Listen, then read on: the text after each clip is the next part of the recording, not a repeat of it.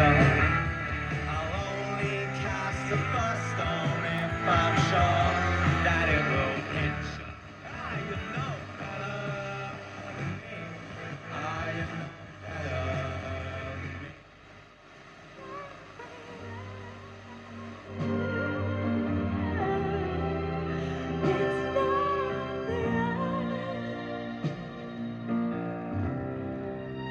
It's not the end. It's not the